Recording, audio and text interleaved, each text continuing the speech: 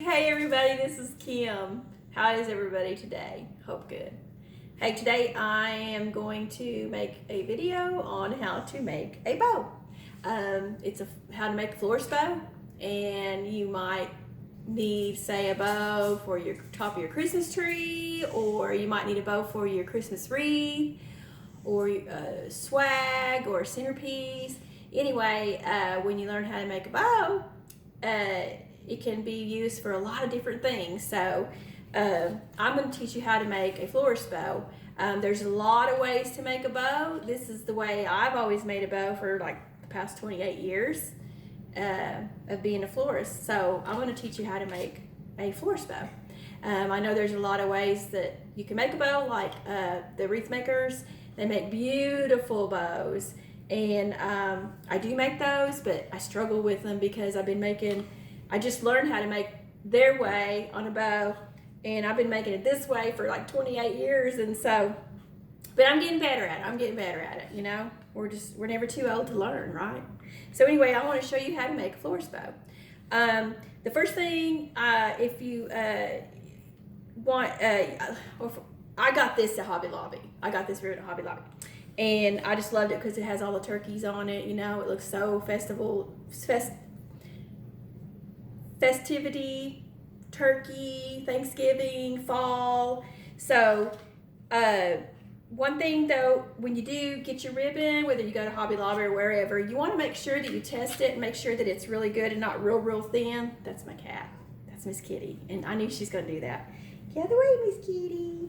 Anyway, you want to test it and make sure it's not too flimsy, because if you get a ribbon that's really flimsy, it's going to be really hard for your loops to stand up. They'll just be like sagging, and it wouldn't be a pretty bow. So you want to make sure that you get something that has a little bit of stiffness to it. So, and also the other thing too is, especially if you're first starting out, you want to make sure that you get a ribbon that has the wired edges, because it makes it a lot easier for you to be able to make a bow.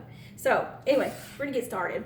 First thing you want to do, this, oh, by the way, this is 2.5 inch, which is a little bit, not the largest one, but it's larger than the more narrow ribbons that they have at Hobby Lobby.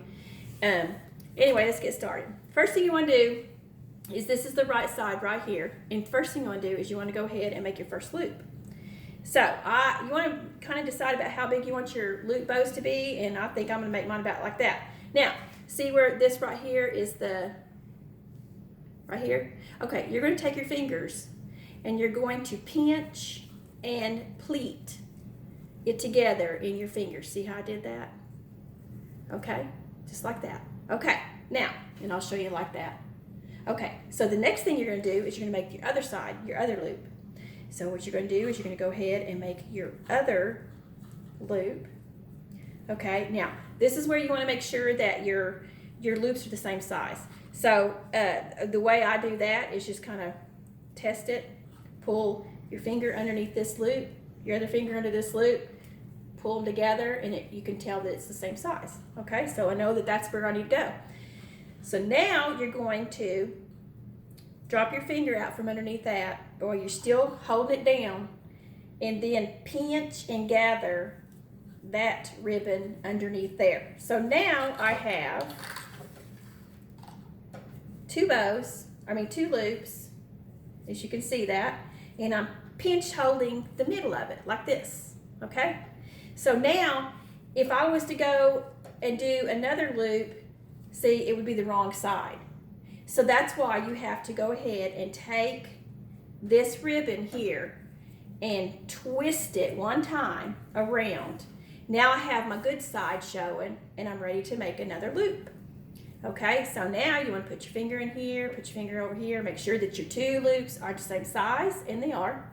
Okay, so then I'm going to go ahead and drop it down here while I'm pushing down with my thumb, and then I'm going to pinch together in the middle and hold it like this. Okay, now same deal. This is the wrong side, so if I go like this, it's going to be showing the wrong side. So therefore I have to take it in that middle and turn it a twist. Now I have the good side showing. Now I can make my loop.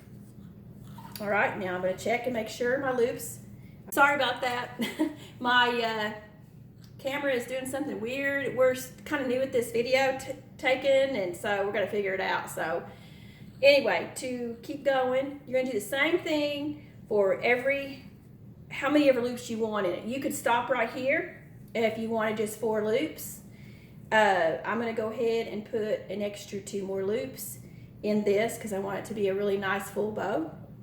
And so I'm going to go ahead and I'm going to do a twist, make another loop, checking they're the same size, gather, pinch, twist, making sure they're the same size, gather, pinch.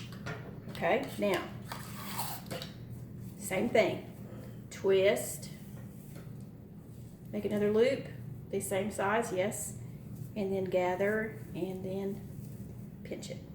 Okay, twist, making sure they're the same size, gather, pinch. Okay, now I've got all my loops I want in there, and you're going to hold this tightly with your fingers, not too tight because you'll get a charry horse if you do. And now what we're going to do is we're going to take our scissors and we're going to cut off that ribbon, okay, because we don't need that yet. And then we're going to take the ribbon and we're going to make our tails. Now, however long you want to make your tails, that's up to you. You know, a while ago I was telling you about the Christmas, the bows for like a treetop.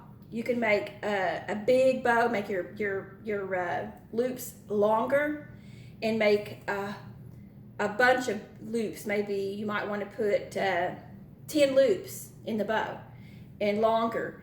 And then you would make your ribbon really long because you can, and you'd make 2 of them. And then when you fluff them out and make them all pretty, you go up to the top of your tree and you put a bow on this side of the top and one on this side of the top. And then the ribbons, you can go down and tuck them into your tree. It makes a really pretty tree topper bow.